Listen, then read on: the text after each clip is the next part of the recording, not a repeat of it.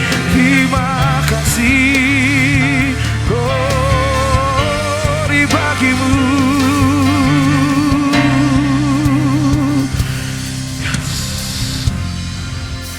Terima kasih Tuhan Yesus. Mari sembah Tuhan Yesus. Mari sembah Tuhan Yesus. Mari sembah Tuhan Yesus. Ya rabaya senarabataka rabaya selabalabalabala. Yang bisa berbahasa roh saat ini. Ya rabaya senarabataka rabaya selabalabalabala. Kau termulia bagi kami Bapa. Kau termulia bagi kami Bapa. Kami mau punya hubungan intim kepadamu Tuhan Yesus. Terima kasih. Yes. Kami ingin memandang Kau Tuhan Yesus. Yes. Terima kasih. Terima kasih Tuhan Yesus.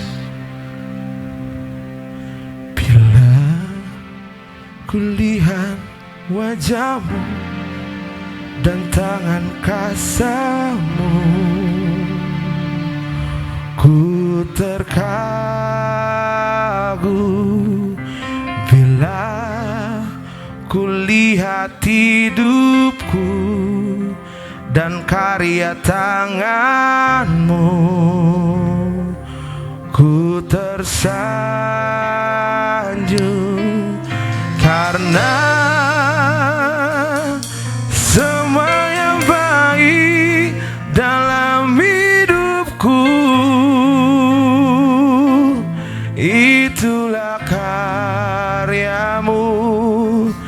Kau beri kesempatan yang baru dan ku nyatakan. Cuma Tuhan saja katakan.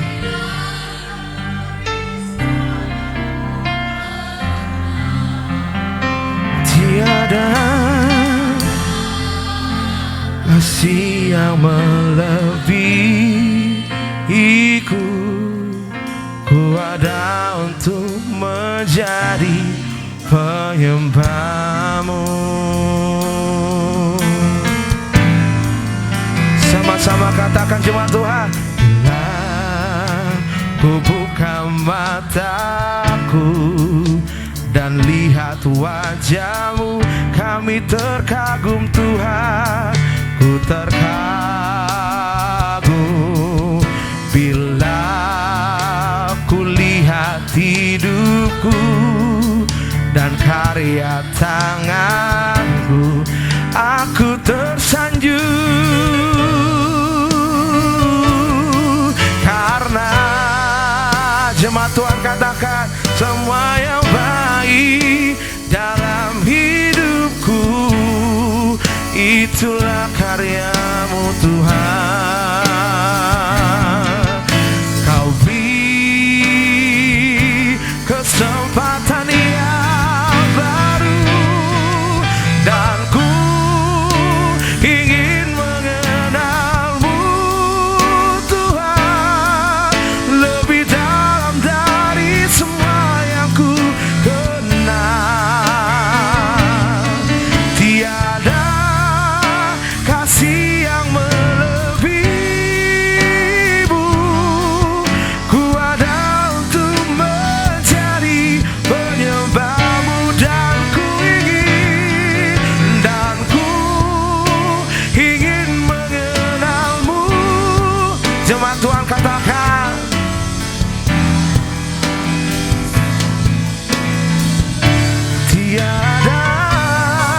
tiada kasih yang melebihi-Mu, ku ada untuk menjadi penyembah-Mu. Sama-sama katakan dan ku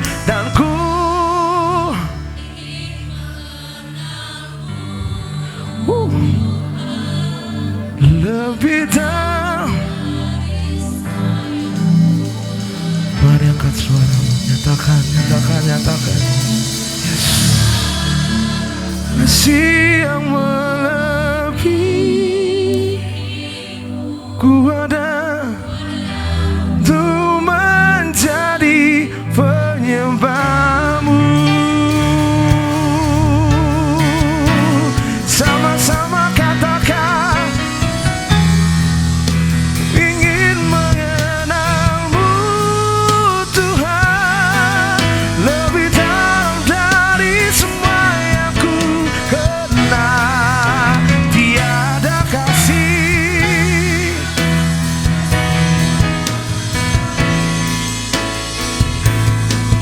ku ada untuk menjadi penyembah-Mu. Sama-sama katakan dan ku ingin mengenal-Mu. Nyatakan dari semua yang ku kenal. Tiada kasih yang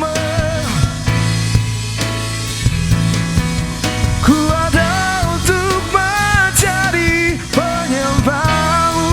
Ku ada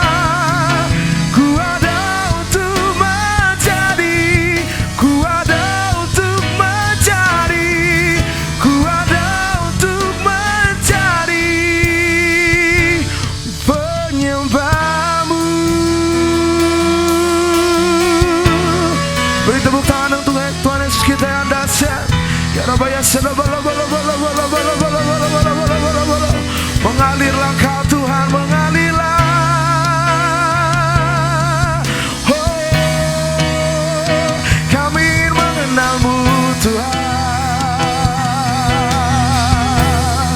Sembah Tuhan, katakan Dia baik.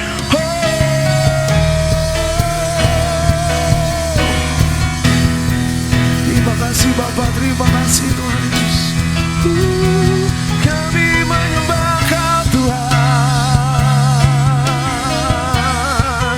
Terima kasih.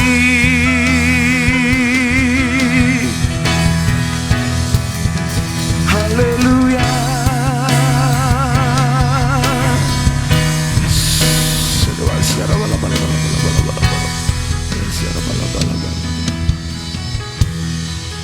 Mengiringmu seumur hidupku, masuk dalam rencanamu Bapa, pikiranku, kehendakmu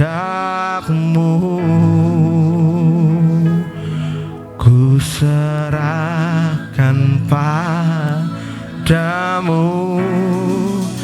Harapanku hanya di dalam-Mu, ku kan teguh. Saya undang untuk bangkit berdiri, saudara. Mu Tuhan, jadikanku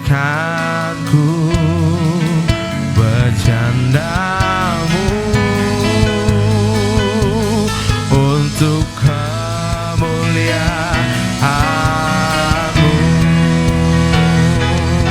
Nyatakan dirimu seumur hidupku, masuk rencana-Mu Bapa, pikiran kami, kehendak-Mu ku serahkan padamu. Harapanku hanya di dalam-Mu, ku kan teguh bersama-Mu Tuhan, jadikanku berjana-Mu untuk kemuliaan-Mu, untuk kemuliaan-Mu, untuk kemuliaan-Mu. Haleluya.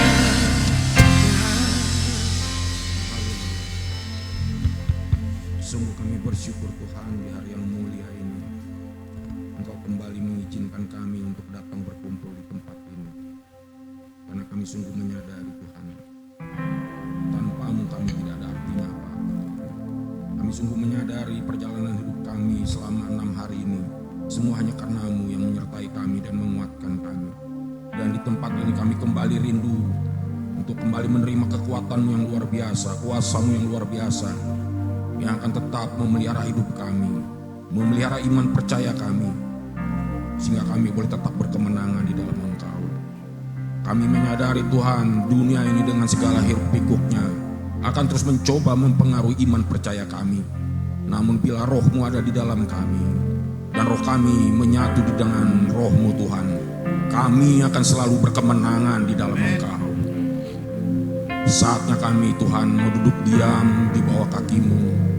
Biarlah pujian penyembahan kami yang telah kami panjatkan naikkan dengan segenap hati, jiwa, raga, dan seluruh hidup kami menjadi ukupan yang harum di hadirat-Mu Bapa.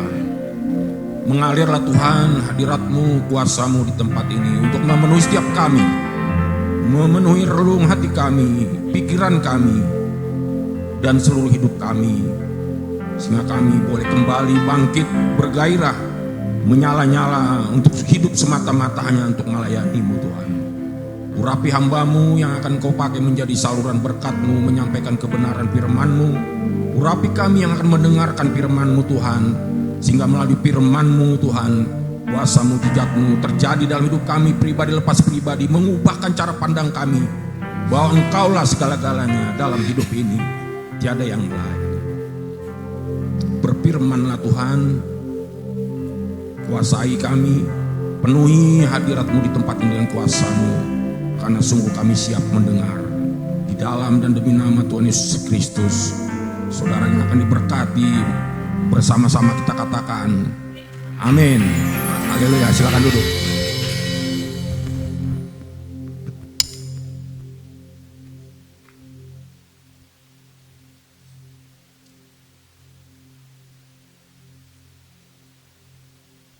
Baik, tema kita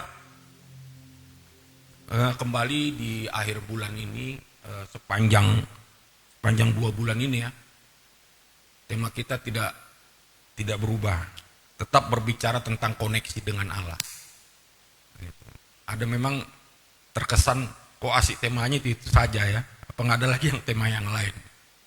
Dari bulan kemarin koneksi, kembali ini koneksi.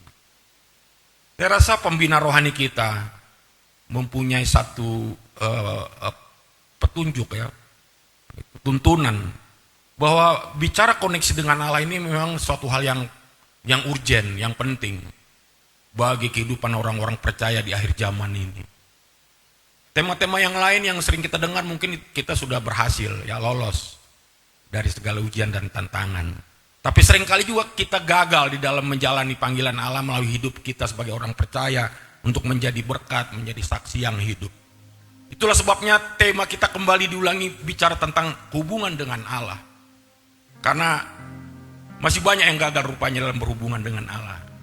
Itulah sebabnya tema ini kembali diulang-ulang.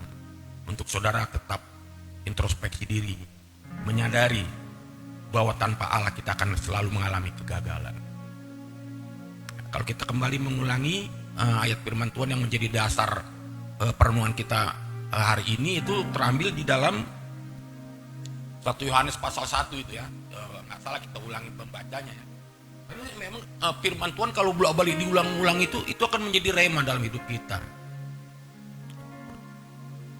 Tipu daya si jahat, pengaruh dunia ini, nafsu kedagingan kami yang sering silih berganti, itu akan terhempas, akan terpental apabila firman itu betul-betul menyatu dalam hidup kami. Jadi tiap hari kita terus membaca firman Tuhan, tiada pernah henti. Seperti kebiasaan yang sudah kita jalani di gereja ini kan, itu ada kegiatan gemar membaca Alkitab ya. Fase pertama sudah kita lewati dari Kejadian sampai Wahyu. Nah, ini fase kedua ya. Mungkin sampai nanti Tuhan datang kita sampai fase entah ke 1000 mungkin terus membaca. Karena memang napas hidup kita itu adalah Allah. Kalau saudara baca di Roma pasal 1 ayat 16 sampai 17, firman itu adalah kekuatan Allah. Injil itu adalah kekuatan Allah yang menyelamatkan saudara dan saya, yang menyelamatkan orang Yahudi dan orang Yunani, yang memimpin saudara dan saya ke dalam kebenaran, ke dalam segala kemuliaan. Karena ciri orang-orang percaya yang dipanggil Allah itu akan selalu hidup oleh karena firman-Nya, hidup oleh karena imannya. Kita akan kembali membaca di 1 Yohanes pasal 1 ayat 5 sampai 7. Tolong slide-nya ya agak diperbesar, nampak? Oke.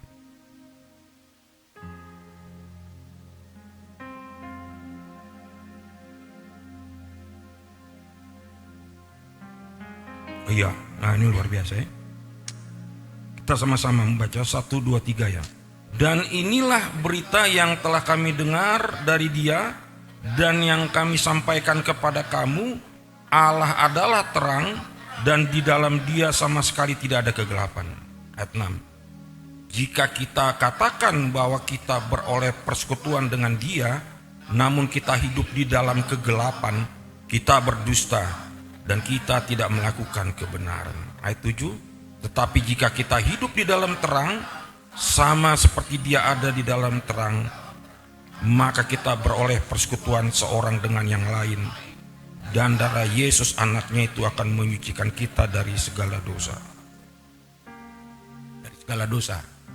Kalau di ayat 9 memang tidak dimasukkan ke dalam slide itu. Jika kita mengaku dosa kita, maka Ia setia dan adil, dan Dia akan menyucikan kita dari segala kejahatan. Nah, di sini dipakai ungkapan dosa. Sama itu, dosa itu berbicara tentang kejahatan. Apapun yang kita lakukan yang menyimpang dari firman Allah, itu dianggaplah kejahatan. Jadi kalau kita mengatakan kita orang percaya, orang beriman, tapi memiliki cara hidup yang tidak berbeda dengan orang dunia, kita orang berdosa. Kita menjadi penipu. Ya, tadi kita baca, kita berbohong. Menyembah Allah, mendengar firman-Nya, tapi melakukan cara-cara hidup yang tidak seturut dengan firman Allah. Itu bagi Allah kejahatan. Makanya di dalam Yohanes pasal 4 ayat 24, Allah itu adalah roh.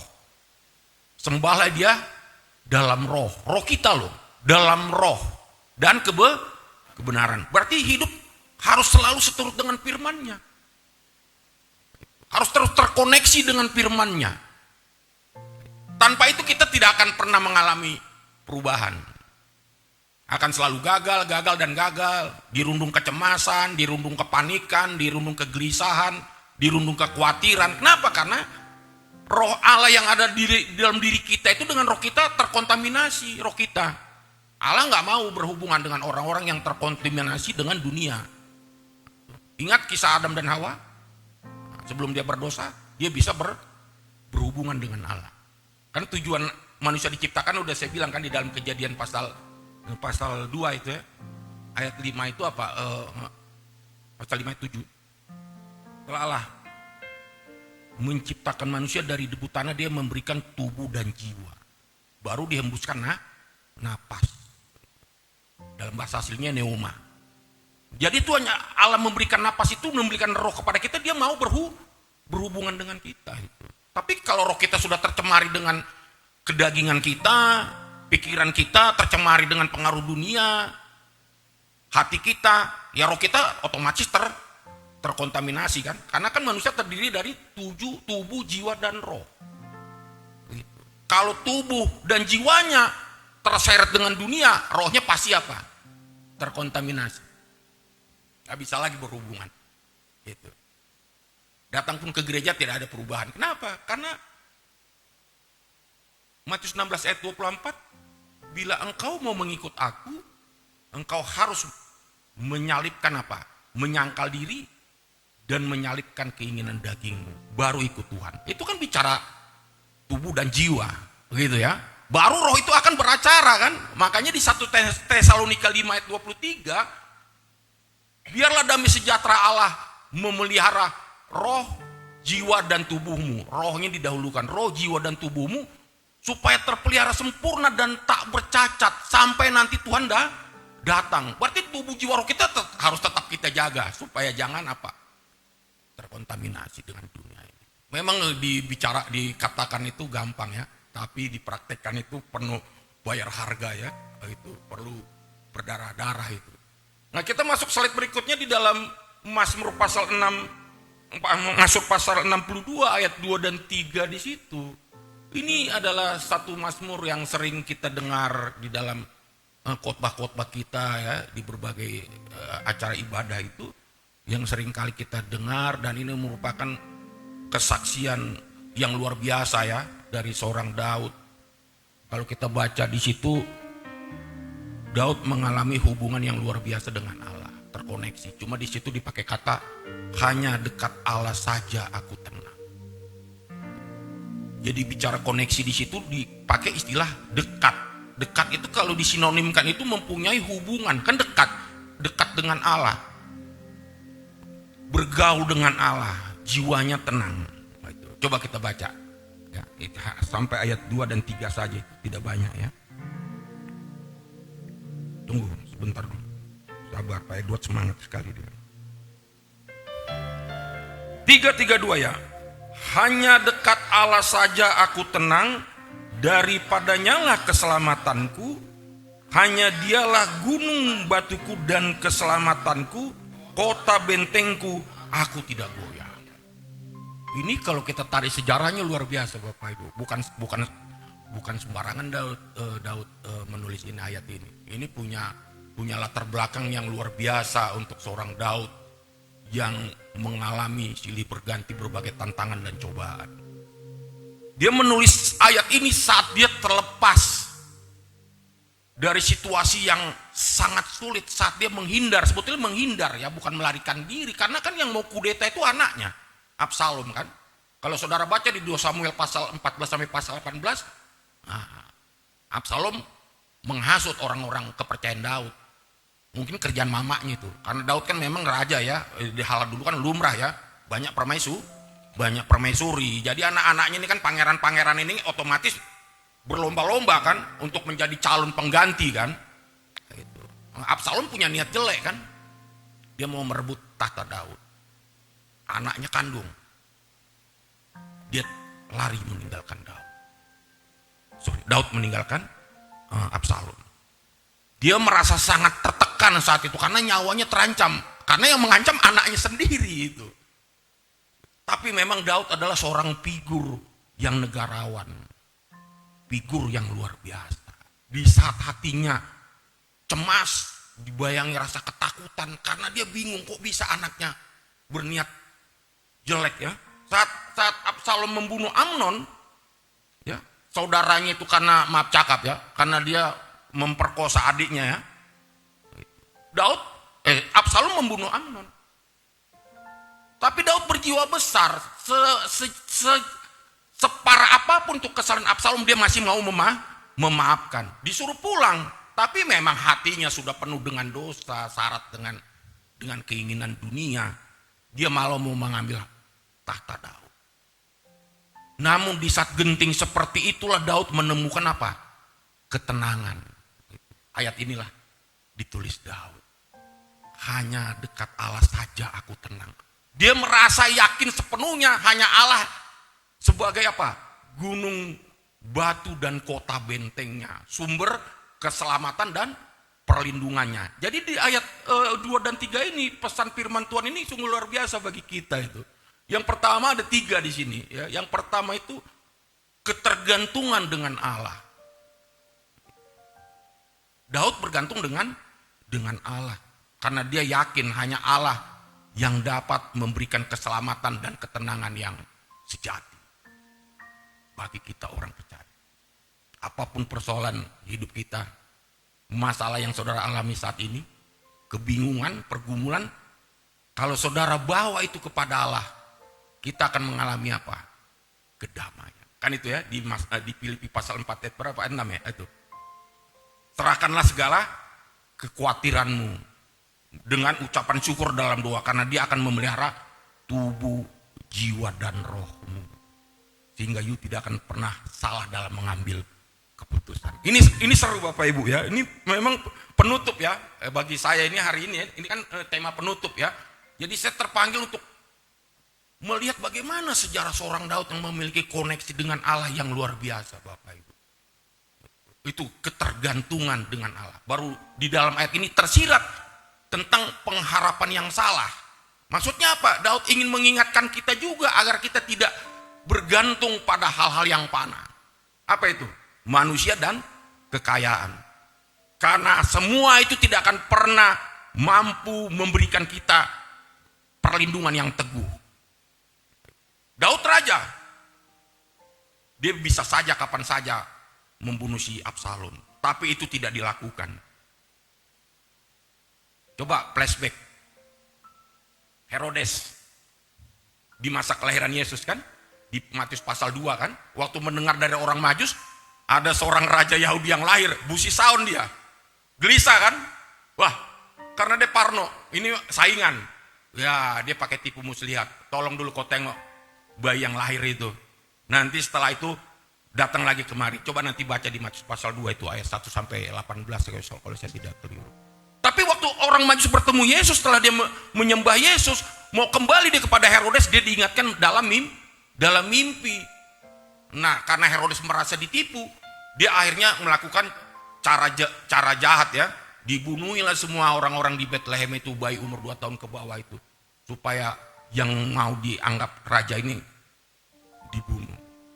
Betapa ketakutannya seorang Herodes. Anaknya pun sama permaisurinya itu mau kudeta dibunuh tuh, sama istri sama anaknya dibunuh karena mendapat informasi anaknya mau kudeta. Tapi Daud tidak melakukan itu kan kepada Absalom. Itu beda ya. Karena Daud dipilih oleh Allah. Lihat Kim Jong Un. Bersekutu dengan orang tuanya perempuan. Tuan pamannya, itu pun mau kudeta. Tapi dibunuh habis-habisan. Karena Kim Jong Un ketakutan. Lihat Saul. Takut tahtanya terganti kan? Berapa kali mencoba membunuh Daud. Kenapa? Karena Saul dipilih oleh bangsa Israel. Bukan dipilih Allah. Karena bangsa Israel ngotot meminta seorang raja. Apa yang menjadi kesalahan fatal Saul? Dia melanggar perintah Allah untuk memusnahkan segala harta rampasan dari musuh-musuhnya. Dan yang paling fatal, Saul berhubungan dengan paranormal pada masa itu. Itu bagi Allah menyakitkan sekali. Tapi perhatikanlah Daud, di sepanjang hidupnya dia tidak pernah melanggar sedikit pun perintah Allah. Dia hidup dalam kebenaran. Bukan berarti Daud gagal ya, sempurna ya. Daud juga pernah melakukan kesalahan ya. Itu.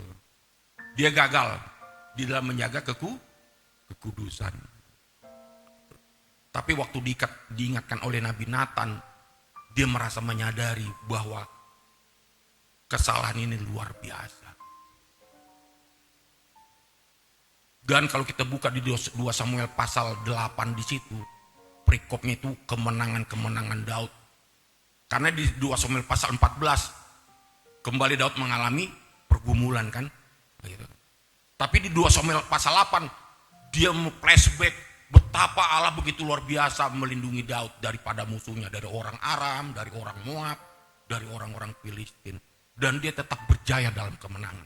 Karena di dalam khotbah pasal 12 segala sesuatu di bawah matahari ada waktunya, ada waktu damai, ada waktu berperang, ada waktu bersukacita, ada waktu berduka cita. Daud kembali masuk ke dalam fase apa? Fase pergumulan. Kenapa? Karena musuhnya bukan orang luar, musuhnya anaknya sendiri. Tapi waktu dia flashback di 2 Samuel pasal 8, betapa dia mengingat Allah menyertai dan memberikan kemenangan demi kemenangan. Itulah yang membuat Daud menulis ayat ini. Dia yakin Allah akan kembali membenahi pergumulan hidupnya. Dia akan Allah yang turut campur mengatasi persoalan dia dengan anaknya. Ternyata kan dia di pasal 18 Absalom mengalami kematian kan, terbunuh. Tapi Daud tidak senang dengan kematian Absalom. Malah orang yang memberitahukan itu malah dibunuh. Padahal bukan dia yang membunuh ya, tapi betapa dia walaupun anaknya itu durhaka, dia tetap punya jiwa seorang Ingat gak tentang Matius pasal 13 orang anak yang hilang kan?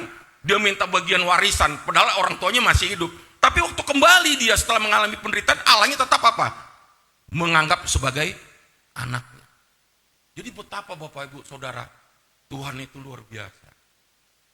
Sebesar apapun kesalahan kita, kalau kita memang menyadari itu merupakan kesilapan, pasti Allah berbuka hati. Allah tidak pernah membangkit-bangkitkan itu di dalam diri kita.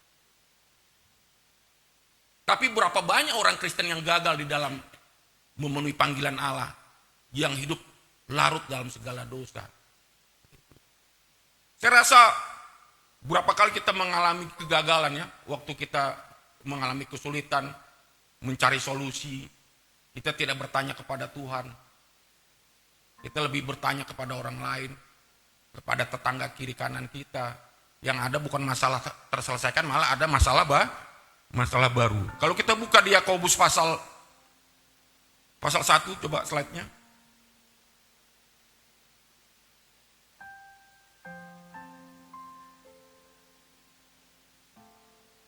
Yakobus pasal 1. Nah ini slide menuju ke terakhir.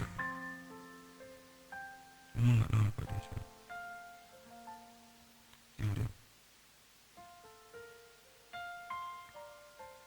Oke, kita mulai ayat 5 ya. Kita baca sama-sama. 3, 2 ya. Tetapi apabila di antara kamu ada yang kekurangan hikmat, hendaklah ia memintakannya kepada Allah yang memberikan kepada semua orang dengan murah hati dan tidak membangkit-bangkit. Maka hal itu akan diberikan kepadanya. Ayat 6. Hendaklah ia memintanya dalam iman dan sama sekali jangan bimbang. Sebab orang yang bimbang sama seperti gelombang laut yang diombang-ambingkan oleh angin. Orang yang demikian janganlah mengira bahwa ia akan menerima sesuatu dari Allah. Luar biasa nih ayat ini ya. Di poin yang ketiga, Daud mengajak kita kembali hari ini melalui tadi Mazmur pasal 62 untuk kita juga memiliki keyakinan yang sama dan belajar bersandar sepenuh hati kepada Allah. Bukan kepada kekuatan atau sumber daya dunia ini. Apapun itu kekayaan yang saudara miliki, seberapa besar uang saudara, itu tidak akan pernah mampu menyelamatkan saudara dunia akhirat. Hanya Allah yang mampu memberikan keamanan dan ketenangan sejati. Itulah yang dikatakan Daud di dalam Mazmur pasal 62 ayat 3. Dan di ayat Yakobus ini dikatakan, apabila kita mengalami pergumulan berat dan kita tidak tahu solusi apa yang kita lakukan. Apa dibilang tadi? Mintalah hikmat dari Allah supaya saudara dan saya bisa mengambil keputusan yang terbaik. Tapi jangan amin. Ayat berikutnya, hendaklah dia memintanya dengan iman. Jadi syaratnya apa? Sudah serahkan sama Allah persoalan hidup kita, Bapak Ibu. Kita harus beriman. Karena Ibrani pasal 11 ayat 6, tanpa iman tidak ada seorang pun yang berkenan kepada Allah. Iman kuncinya. Dan apabila saudara dan saya berpaling kepada Allah hari ini, kan diingatkan kembali ini kita, disegarkan kembali oleh ayat ini, kita harus percaya kalau kita berpaling pada Allah, kan kita berarti harus percaya Allah itu ada. Dan apa? Memberi upah kepada siapa saja yang sungguh-sungguh mencari dia. Berarti bicara apa itu iman? Bicara ketekunan, semua ketekunan dan ketekunan. Kalau saudara lanjut ke Ibrani pasal 12 itu, ayat 1 dan seterusnya, itu perikopnya apa? Nasihat untuk bertekun dalam iman.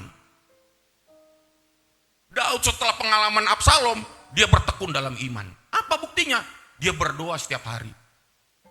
Bersekutu setiap hari dengan Allah. Memuji Tuhan setiap hari dengan Allah. Kalau saudara buka di Mazmur pasal 119 ayat 164, dia mengucap syukur kepada Allah 7 kali dalam sehari. Gak mungkin dia mengucap syukur kepada Allah di kedai kopi kan. Pasti dia menyediakan waktu untuk apa? Bersekutu. Karena dia sungguh merasakan apa? Pengalaman dahsyat tentang kuasa Allah memelihara kerajaannya sampai dia mati kan. Langgeng luar biasa. Kenapa? Memang dia pernah melakukan kesalahan. Tapi kesalahan itu dimaafkan Allah. Dia menjalani proses. Seberat apapun tantangan seorang Daud, semua bisa dilalui. Makanya dibilang Allah itu apa? Gunung batuku dan keselamatanku. Aku tidak akan pernah goyah. Kenapa? Karena iman percaya itu luar biasa. Dilakukan dalam kehidupan sehari-hari untuk selalu apa? Bergaul dengan Allah. Siapa lagi yang bersekutu dengan Allah? Petrus juga pernah mengalami gagal dengan Allah kan? Apa? Gagal dalam mengasihi Yesus. Tapi Yesus bilang apa? Sebelum ayam berkokok 3 kali, engkau sudah menyangkal aku. Tapi Yesus memaklumi karena proses iman Petrus kan bertumbuh.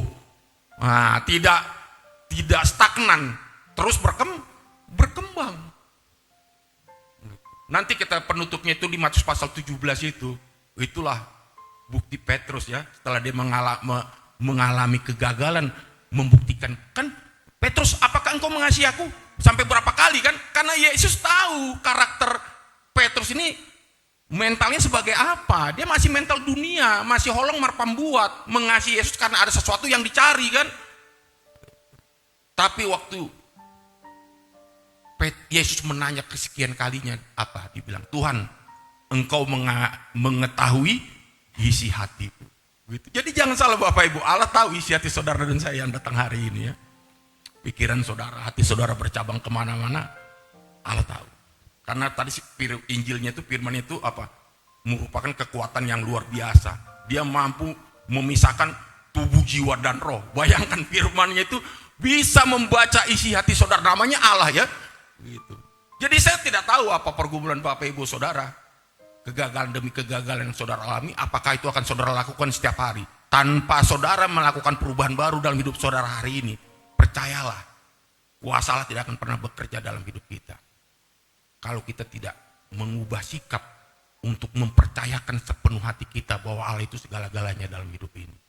Kita tidak akan pernah mengalami kemenangan demi kemenangan. Lihat Petrus telah mengalami perjumpaan dengan Yesus di atas gunung.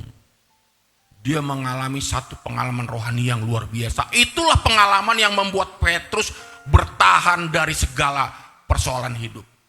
Lihat juga Paulus, dia juga pernah mengalami kegagalan, menganiaya jemaat Yesus kan. Tapi waktu dia bertemu dengan Yesus di perjalanan ke Damsyik, Allah mengubah 180 derajat mindset, konsep berpikirnya tentang Yesus Kristus. Makanya Paulus berkata di Filipi pasal 3 ayat 8, apapun juga yang kumiliki, kekuasaan, pengaruh, jabatan, nggak ada artinya setelah aku merasakan betapa luar biasanya Yesus itu dalam hidup seorang Paulus. Sampai dia menganggap dunia ini apa? Nggak ada artinya, sampah. Sampai dia punya moto apa? Hidup bagiku adalah Kristus, mati adalah keuntungan. Kalau saudara pelajari ke-12 rasul Yesus, semua lolos ujian. Walaupun taruhannya nyawa, hampir 99% semua mati sahid. Tapi tidak ada satupun lari dari tantangan hidup itu. Coba saudara lihat kitab Perjanjian Lama, kitab Daniel, Sadrak, Mesak, Abednego, semua orang-orang yang tidak takut mati itu. Karena apa? Dia betul-betul terkoneksi dengan Allah. Makanya karena koneksi dengan Allah, itulah kemuliaan Allah itu memancar dalam hidup mereka. Lihat Stefanus, sekalipun dilempari batu, dia tetap mempertahankan imannya. Karena bagi dia dunia ini gak ada artinya. Kalau saudara dan saya sewaktu-waktu ke surga, pasti saudara, wah toho doi, ya, benar rupanya dikatakan Pak Beri. Karena surga itu akan membuat kita lupa akan penderitaan kita. Jadi ngapain kita hari ini larut dalam pergumulan dunia ini hanya persinggahan sesaat? Ada di sini yang rencana nanti umur sampai 100 tahun atau 200 tahun? Nggak ada ya. Rata-rata umur sekarang 50 tahun, 60 tahun ya. Karena dunia sudah rusak kan. Umur 50 tahun sudah mahokik-hokik ya. Karena kebanyakan makan junk food kan. Gitu. Ada lagi kanker kulit. Karena segala skincare dipoles ke kulit itu, ya kan? Yang sulam alis, sulam kuping, sulam hidung, semua disulam. Asal supaya tampil beda. Imannya apa? Imannya tak teruji, rontok, dihajar dunia ini, dihajar oleh keinginan daging. Padahal hidup ini hanya singkat. Ngapain hidup ini singkat kita rusak kalau kita mau bertemu dengan Allah? Jadi kuncinya apa tadi? Kuncinya iman. Kalau you mau mengalami kuasa Allah, perubahan itu harus you bertekun dalam iman. Berusaha mencari Allah dengan hidup yang benar. Kan tadi karena Allah itu roh, sembahlah dia dalam roh dan kebenaran. Lihat ketekunan Ayub. Lihat ketekunan para murid yang lain. Luar biasa. Semua taruhannya iman. Sampai Yesus berkata dalam satu ayat di Matius itu apa? Apabila aku nanti datang ke bumi, apakah aku akan menjumpai satu iman pun? Karena Yesus sangsi nih, ragu ini dengan kehidupan orang percaya nih, kira-kira bertahan nggak sampai kedatangannya? Karena begitu luar biasa ya, godaan dunia ini ya, membuat kita lupa kepada kekekalan, kan begitu ya. Padahal syarat untuk masuk ke dalam kekekalan, kita harus menjaga kekudusan. Coba kita lihat di Matius pasal 17 sebagai ayat penutup.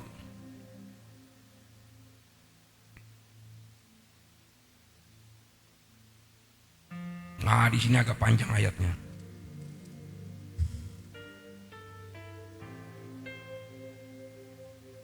Iya.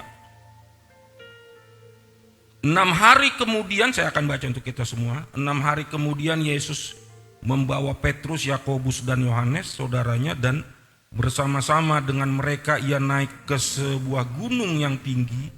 Di situ mereka sendiri saja. Lalu Yesus berubah rupa di depan mata mereka, wajahnya bercahaya seperti matahari dan pakaiannya menjadi putih bersinar seperti terang. Maka nampak kepada mereka Musa dan Elia sedang berbicara dengan dia. Kata Petrus kepada Yesus, Tuhan, betapa bahagianya kami berada di tempat ini. Jika Engkau mau, biarlah kudirikan di sini 3 kemah, 1 untuk Engkau, dan 1 untuk Musa, dan 1 untuk Elia. Dan tiba-tiba sedang dia berkata-kata, turunlah awan yang terang menaungi mereka, dan dari dalam awan itu terdengar suara yang berkata, inilah anak yang kukasihi, kepadanya lah aku berkenan, dengarkanlah dia. Mendengar itu tersungkurlah murid-muridnya dan mereka sangat ketakutan. Lalu Yesus datang kepada mereka dan menyentuh mereka sambil berkata, berdirilah, jangan takut. Dan ketika mereka mengangkat kepala, mereka tidak melihat seorang pun kecuali Yesus. Ini pengalaman supranatural yang luar dialami seorang Petrus, Yohanes, dan Yakobus. Hanya 3 murid yang diajak ke atas gunung. Berarti dari yang lain itu urusan Tuhan ya. Itu hak privasi Yesus ya. Kenapa kok yang lain gak dinaikkan ke gunung? Padahal juga murid kan. Tapi cuma orang itu bertiga. Tapi pengalaman supranatural Petrus ini terngiang-ngiang, Bapak Ibu Saudara. Gak terlupakan sepanjang hidup Petrus itu, Yohanes dan Yakobus. Karena Yakobus mati syahid oleh Herodes, termasuk Petrus ya, nyaris juga dia dipercepat mati syahidnya. Cuma kan karena muridnya bertekun. Kalau saudara buka di Kisah pasal 12 ayat 5, waktu Petrus dipenjara oleh Herodes setelah dia membunuh Yakobus, dia tertarik untuk mencari simpatik orang Yahudi. Tapi karena para muridnya bertekun dalam doa, terjadi mujizat, saudara. Terjadi mujizat. Tiba-tiba dengan penjagaan sampai 4 regu yang begitu luar biasa, semua belenggu terlepas. Itu karena ketekunan apa? Ketekunan para murid yang dibimbing oleh Petrus. Saya jamin Petrus menjadi teladan dalam ketekunan iman. Bertekun dia. Dan kisah di Gunung Tabor inilah yang menyelamatkan iman Petrus. Walaupun dia sempat gagal menyangkal kan. Tapi kan setelah Kisah Para Rasul pasal 1 ayat 6, sebelum Yesus naik ke sorga kan, ada masih rasa ego kan, egosentris. Dia merasa Tuhan itu raja orang Yahudi. Dia pulihkanlah kerajaanmu, gak usah orang lain dipulihkan. Kata Tuhan, kau gak ngerti rencana Allah dalam hidupmu ya. Kau gak usah pikiri soal rencana Allah. Yang penting setelah aku naik, kata Tuhan. Itu ya, kalau saya mau tambahkan itu, kau gak usah campuri urusan Allah. Yang penting kan lakukan bagianmu. Apa? Ayat 8. Nanti setelah aku naik ke sorga, engkau akan menerima kuasa. Kalau Roh Kudus turun atas kamu. Dan engkau akan menjadi saksiku. Tidak hanya untuk bangsamu di Yerusalem, tapi sampai ke seluruh dunia. Itu pun Petrus belum tamat kan? Betul kan? Karena di Kisah Rasul pasal 10 kan Allah meminjam seorang Kornelius dari bangsa kafir kan. Dia masih apa? Rasa egosentrisnya masih tinggi kan. Akhirnya kasih penglihatan kan, berbagai makanan haram kan. Dari situlah Petrus menyadari bahwa keselamatan yang dia miliki, Roh Kudus yang diemban itu rupanya untuk semua dunia. Tibalah hari Pentakosta itu di Kisah Rasul pasal 2, terjadi pencurahan Roh Kudus. Disitulah kedahsyatan pertama jemaat Kristus di Yerusalem. Berapa Bapak Ibu? Di Kisah Rasul pasal 2 ayat 41, setelah Petrus khotbah, bertambah-tambahlah jiwa itu menjadi 3.000 dalam 1 hari loh. Dan setelah Petrus dipenjara di Kisah Rasul pasal 4 itu, terjadi lagi pertambahan. Berapa? 5.000. Seolah-olah cari jiwa di masa itu hanya membalikan telapak tangan kan. Tapi flashback lihat kehidupan gereja masa kini. Ada hamba Tuhan yang melayani 20 tahun, 10 tahun, jemaatnya tidak mengalami pertumbuhan. Itu menurut pengamatan saya. Banyak ratusan pendeta itu, jemaatnya pelayanannya lari di tempat, tidak mengalami pertumbuhan iman. Kenapa tadi? Syarat untuk mengalami kuasa Allah kan tadi apa? Meminta hikmat kan? Tetapi jangan bimbang, harus dengan iman, dan iman itu harus diuji, diperjuangkan. Makanya di Yakobus pasal 1 ayat 2 sampai sebelum ayat 5 kan, berbahagialah apabila engkau jatuh ke dalam berbagai-bagai pencobaan, karena tujuannya itu untuk apa? Memurnikan imanmu. Dan setelah iman murni, akhirnya bertekun. Makanya lihat Kisah Rasul pasal 2 itu, setelah jemaat ditambah 3.000, ayat 42 sampai 47, itu ada kata kunci apa? Bertekun. Mereka bertekun apa? Dalam pengajaran para rasul, bertekun dalam doa. Semua ada kata tekun di situ. Berarti iman ini Bapak Ibu sekalian, itu modal kita loh bos. Untuk kita mengalami mujizat Allah. Percayalah, Ibrani pasal 11 ayat 6, tanpa iman, sekali lagi saya ulangi, tidak ada seorang pun yang akan pernah mengalami perubahan hidup. Percaya, pegang cakap saya. Ya. Mungkin duluan saudara nanti dipanggil Tuhan, saya nggak tahu ya. Kalau saya rencana masih lama kan gitu ya. Kalau rencana saya, anak saya kawin dulu lah ya. Punya anak, anaknya punya anak lagi. Enggak lah ya, itu bukan udah melangkahi Tuhan ya. Ya itu saguruni Tuhan lah, ya kan? Ya, mudah-mudahan kita diberi kesehatan kan, sampai iman kita terpelihara. Tadi 1 Tesalonika pasal 5 kan, ayat 23, supaya roh, jiwa dan tubuhmu terpelihara dan tak bercacat. Karena kan ini akan diubahkan nih tubuh kita ini menjadi tubuh kemuliaan. Jadi kalau tubuh kita udah cacat, gimana Allah mau Allah diberi korban di perjanjian lama, lembu domba yang pengkor, yang korengan. Gak mau, lembunya harus tambun. Itu kan gambaran bahwa diri kita ini seperti korban bakaran bagi Allah. Berarti tidak boleh bercacat tubuh jiwa roh kita. Saya nggak peduli mau apa tanggapan saudara hari ini, tapi bagi saya iman itu ada satu modal penting dalam hidup kita untuk mengikut Allah. Modal dasar untuk kita bertumbuh dalam iman. Peliharalah iman itu. Sebagaimana di Matius pasal 17 itu ada satu kebenaran bahwa Yesus hari ini kembali mengingatkan kita seberapa banyak kesibukan saudara hari ini, seberapa banyak usaha saudara hari ini, seberapa banyak rencana saudara hari ini. Persoalan apapun, kata Tuhan, berikanlah waktumu sekali saja untuk bersekutu denganku. Kan itu tadi ya, naik ke gunung kan, setelah 6 hari sibuk dia dengan pelayanan kan. Yesus aja ada quality time untuk bersekutu dengan Allah. Kan dia menyembah Allah loh Yesus. Dan memang itu kan Allah dia juga ya, tapi itu gambaran. Karena di ayat berapa tadi katakan, inilah anak yang kukasihi, dengarkanlah dia. Itu kan Bapa itu berbicara, karena setelah Yesus menyembah Bapa. Itu satu pelajaran penting loh. Makanya karena Petrus dengan orang-orang percaya itu dikungkung oleh kekuasaan Romawi, dengan orang-orang Yahudi yang tidak terima dengan kekristenan, mereka pantang mendengar suara-suara aneh. Dianggap itu yang bicara bukan Tuhan kan. Makanya Yesus menyentuh kan, nggak usah takut. Itu Bapakku yang bicara tadi. Matius pasal 28 kan terulang kan. Ayat 18 sampai 20. Kepadaku telah diberikan kuasa di sorga dan di bumi. Pergilah, jadikanlah semua bangsa murid. Apa dibilang? Aku menyertai engkau. Itu kata jangan takut. Maksudnya tenang Petrus, karena kuasa Roh Kudus akan turun dalam hidupmu dan engkau akan mempunyai keberanian yang tanpa disangka-sangka. Jadi orang yang dikuasai Roh Kudus itu, Bapak Ibu sekalian, saya jamin itu akan menjadi keheranan bagi orang-orang di sekelilingnya. Itu yang dialami oleh Petrus di Kisah Rasul pasal 2 kan.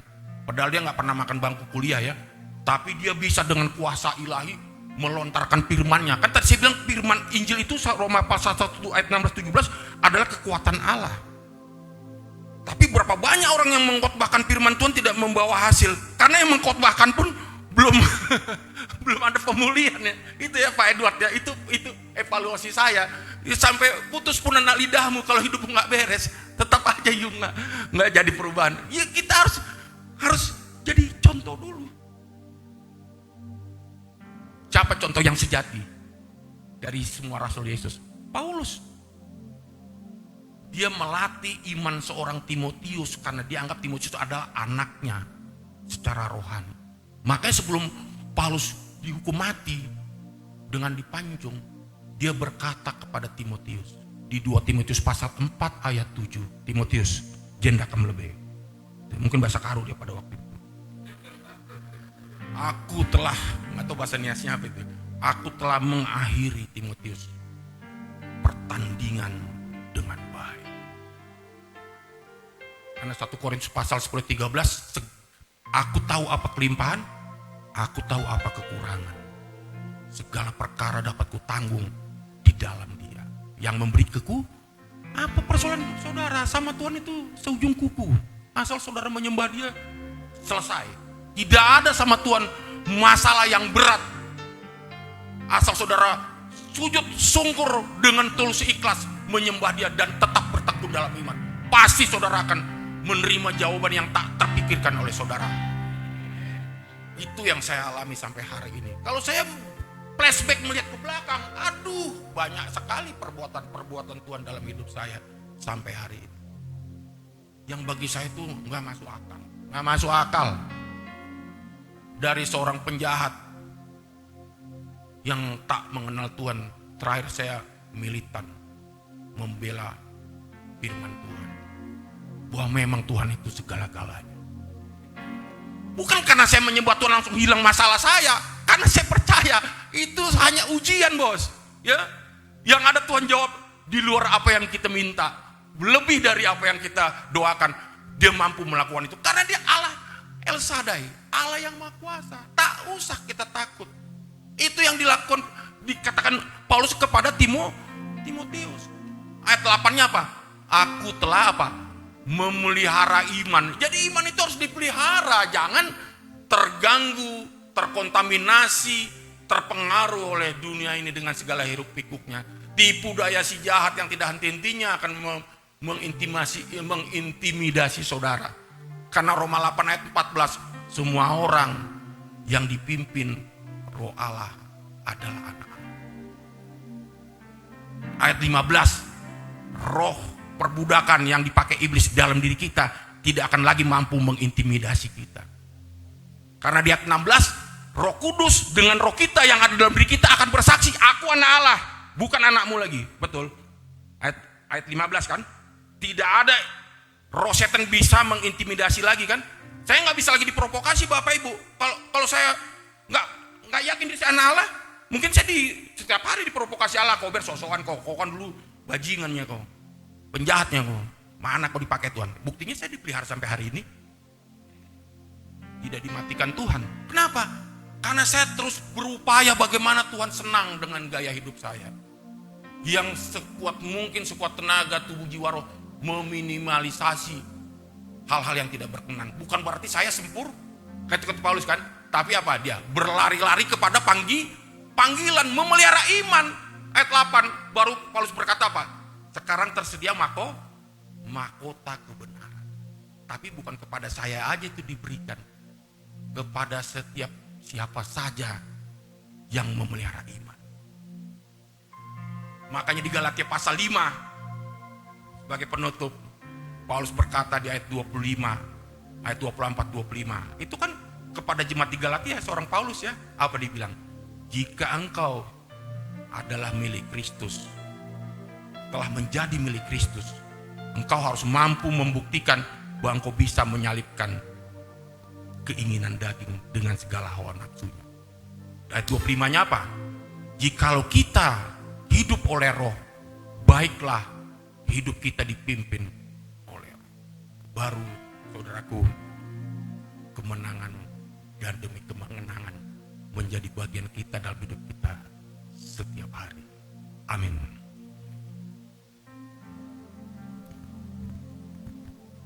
Tak usah ku takut. Kita bangkit berdiri.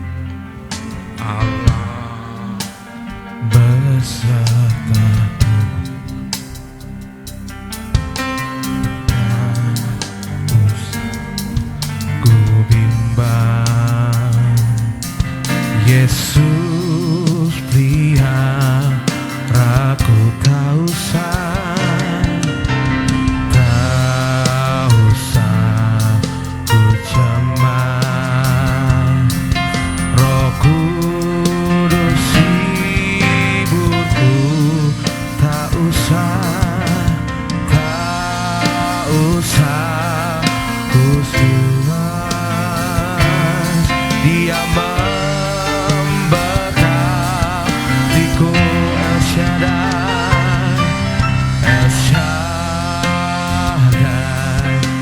El Shaddai, Allah Maha Kuasa.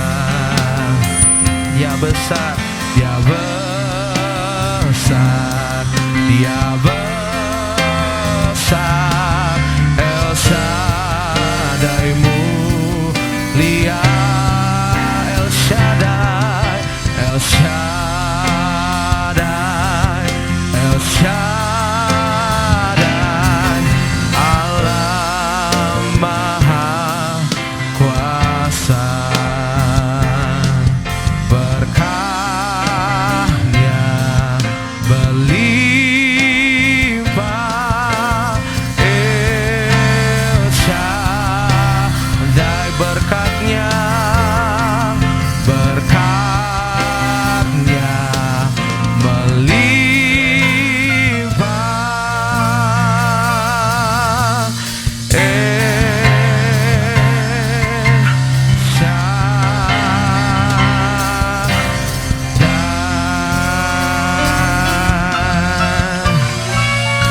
Haleluya, kekuatan firman-Mu Tuhan. Kami berterima kasih Tuhan atas firman-Mu yang hari ini Tuhan, yang menguatkan kami Tuhan. Berkatilah setiap kami Tuhan, supaya firman Tuhan kali ini menjadi rema bagi kami Tuhan Yesus. Terima kasih Bapa, kami mengucap syukur. Haleluya, haleluya, amin. Puji nama Tuhan, kita di minggu ini akan melaksanakan persembahan sebanyak 2 kali. Yang pertama persembahan umum dan persembahan diakonia. Sambil kita memberikan yang terbaik kepada Tuhan Yesus kita akan menyaksikan warta sepakan dari GBI Medan Plaza.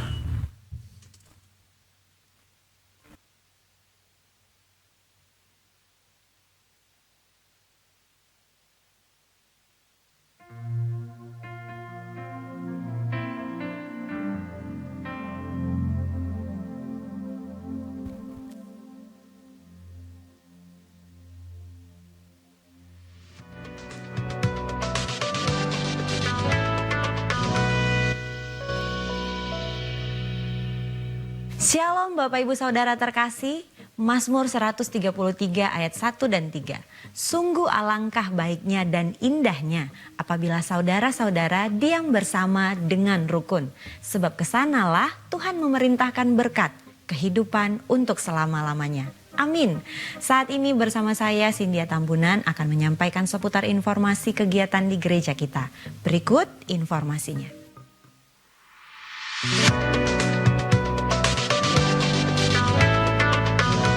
Terpujilah Tuhan yang telah menolong sehingga pembangunan rumah persembahan dapat terus berlanjut.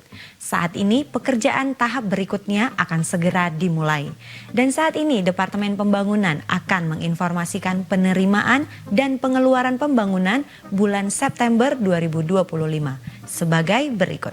Penerimaan persembahan pembangunan bulan September 2025 dengan total Rp597.581.159. Pengeluaran persembahan pembangunan bulan September 2025 dengan total Rp1.161.240.005. Marilah kita tetap semangat memberi dan mendukung pembangunan rumah persembahan Rumah Bapa kita. Dan di minggu keempat ini kita membawa persembahan pembangunan. Mari beri yang terbaik. Sumpah Pemuda.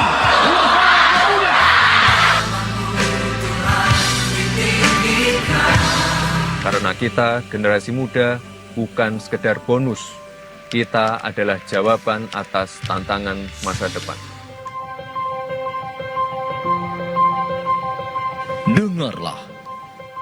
Dengarkanlah suara Tuhan memanggil generasi Yeremia. Generasi yang dipenuhi Roh Kudus, cinta mati-matian kepada Tuhan Yesus, tidak kompromi terhadap dosa, dan akan bergerak untuk memenangkan jiwa. Jangan takut sekalipun masih muda, karena Tuhan sudah memilihmu. Tuhan memanggilmu untuk bangkit. Bangkitlah hai pemuda-pemudi Indonesia untuk berdoa bagi generasi ini.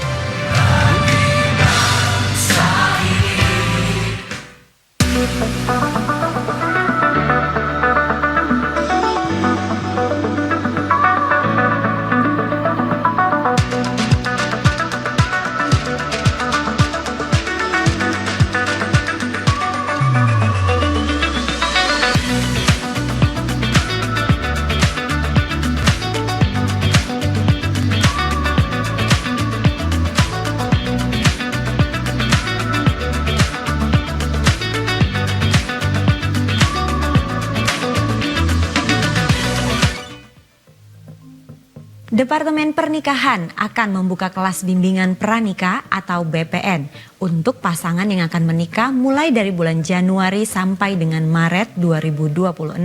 Kelas BPN akan dilaksanakan mulai tanggal 2 November 2025 setiap hari Minggu pukul 14 sampai 17 WIB di GBI Rumah Persembahan. Informasi lebih lanjut dapat menghubungi Ibu Putri Agnes di nomor berikut ini dan persyaratan sebagai berikut.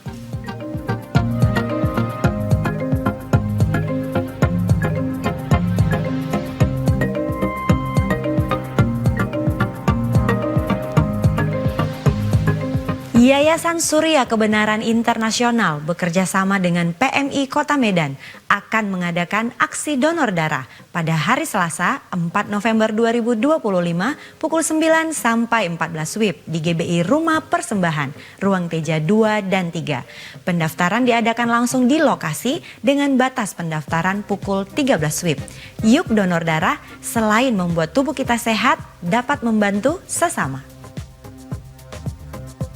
Kami sampaikan bahwa pelayanan doa, pastoral, konseling atau informasi seputar pelayanan tetap ada 24 jam dan kami siap melayani Bapak Ibu dengan menghubungi call center gereja di nomor telepon 0811 6158 889. Untuk informasi selengkapnya dapat juga memfollow atau mengikuti Facebook dan Instagram gereja kita dengan nama akun Keluarga Besar GBI Medan Plaza. Dan berikut akun resmi beberapa gereja yang dapat Bapak Ibu Saudara follow atau ikuti. Kiranya berkat, kehidupan, dan kebahagiaan menjadi bagian dalam hidup kita. Hari ini bahkan sampai selama-lamanya.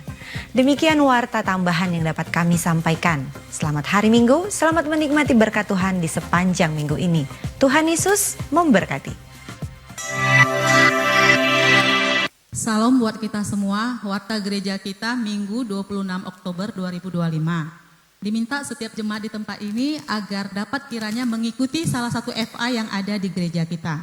Adapun FA yang tersedia adalah FA 01, ibadahnya setiap hari Kamis pukul 7 malam di rumah keluarga Bapak Edward di Jalan Tamrin nomor 3, dan FA 02 diadakan di setiap minggu ketiga hari Jumat pukul 7 malam di ruangan ibadah ini. Dalam rangka pengembangan ruangan ibadah, Gereja GBI Sutomo Tower akan mengadakan persembahan janji iman. Bagi jemaat yang ingin menabur, dapat juga memberinya melalui transfer dan mentransfer ke nomor gereja kita. Nomor rekening gerejanya ada di papan pengumuman. Kami juga bagi jemaat yang membutuhkan dukungan doa, nanya-nanya mengenai informasi FA dan baptisan, dapat menghubungi kami para pengerja di tempat ini. Mari kita sama-sama menjaga kebersihan rumah Tuhan di tempat ini. Bagi jemaat juga dapat mengakses tayangan ibadah raya yang ada di Facebook, Instagram, dan YouTube gereja kita.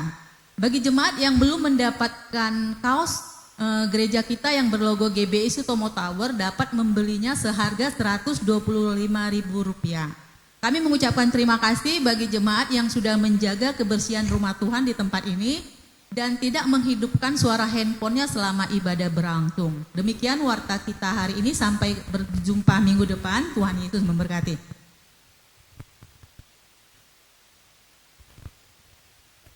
Saya undang Bapak Ibu untuk bangkit berdiri. Kita akan tutup ibadah pada siang hari ini. Allah Bapa yang bertata di kerajaan surga, terima kasih buat hadirat-Mu hari ini yang memenuhi tempat ini ya Bapa. Kiranya ya Bapa, kami mengucap syukur atas semua berkat anugerah yang Kau limpahkan buat kami ya Bapa.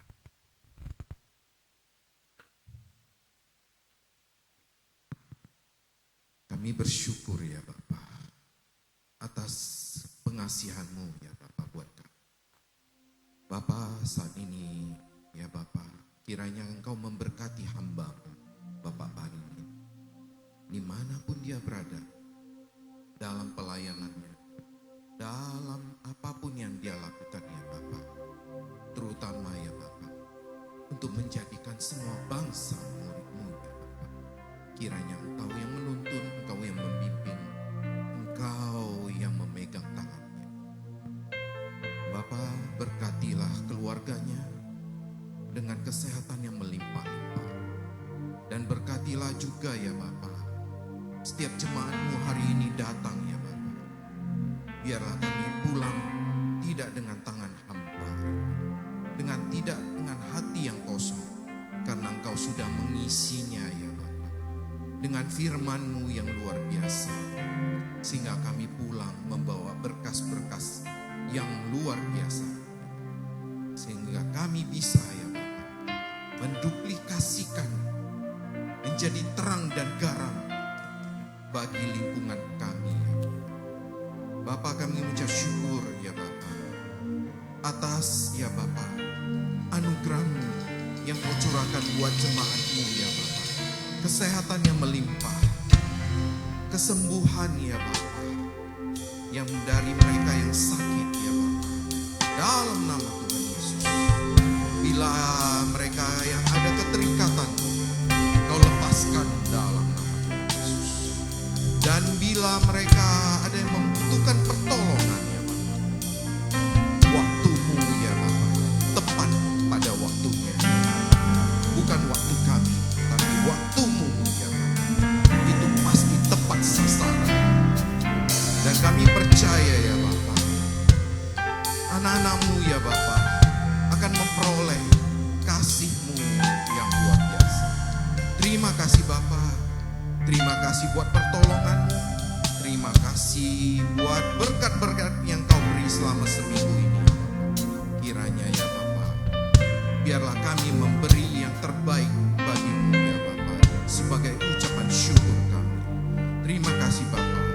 Bapa, sebelum kami berpisah satu sama lain ya Bapa, kiranya kami mau angkat tangan kami untuk kota kudus-Mu Yerusalem. Salam, salam, salam Yerusalem. Diberkatilah puri tembok Yerusalem, damai sejahtera atas puri dan tembok-Mu Yerusalem.